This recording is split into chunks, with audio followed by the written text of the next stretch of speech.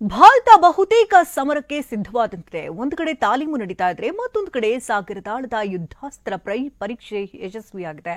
ಜೊತೆಗೆ ಗಡಿಯಲ್ಲಿ ಕಪಿಧ್ವಜ ಸಂಚಾರ ನಡೀತಿದೆ. ಈ ಸುದ್ದಿಯನ್ನು ನೋಡೋಣ. ಸಮರಕ್ಕೆ ಸಿದ್ಧ ನ್ಯೂಸ್ ಟಾಪ್ 9ನಲ್ಲಿ.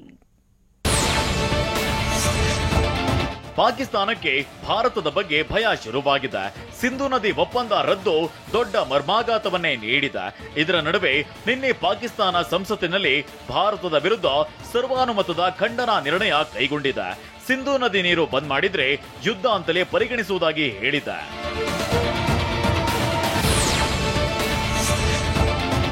ಭಾರತ ಮತ್ತು ಪಾಕಿಸ್ತಾನಕ್ಕೆ ಹೊಂದಿಕೊಂಡಿರುವ ಪಂಜಾಬ್ನ ಗ್ರಾಮ ರೋಂಕವಾಲಿ ಈಗ ಆತಂಕದಲ್ಲಿದೆ. ಇದಕ್ಕೆ ಕಾರಣ ಭಾರತ ಮತ್ತು ಪಾಕಿಸ್ತಾನ ನಡುವೆ ಉದ್ಭವಿಸಿರುವ ಯುದ್ಧದ ವಾತಾವರಣ.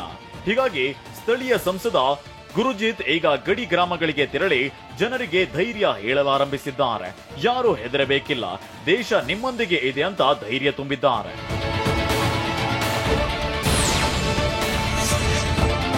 ಭಾರತ ಮತ್ತು ಪಾಕಿಸ್ತಾನ ಯುದ್ಧೋನ್ಮಾದದಲ್ಲಿ ಇರುವಾಗಲೇ ವಿದೇಶಗಳ ರಾಜತಾಂತ್ರಿಕರು ಭಾರತಕ್ಕೆ ಭೇಟಿ ನೀಡಲು ಆರಂಭಿಸಿದ್ದಾರೆ. ಭಾರತದ ಮಿತ್ರ ಎಂದೇ ಹೇಳಿಕೊಳ್ಳುವ ಜಪಾನ್ ಈಗ ತನ್ನ ರಕ್ಷಣಾ ಸಚಿವರನ್ನ ಭಾರತಕ್ಕೆ ಕಳುಹಿಸಿದೆ. ಹೀಗಾಗಿ ನವದೆಹಲಿಗೆ ಬಂದಿರುವ ಜಪಾನ್ನ ರಕ್ಷಣಾ ಸಚಿವ ಜನರಲ್ ನಕತಾನಿ ಭಾರತ ರಕ್ಷಣಾ ಸಚಿವ ರಾಜನಾಥ್ ಸಿಂಗ್ ರೊಡನೆ ಮಹತ್ವದ ಮಾತುಕತೆ ನಡೆಸಿದ್ದಾರೆ.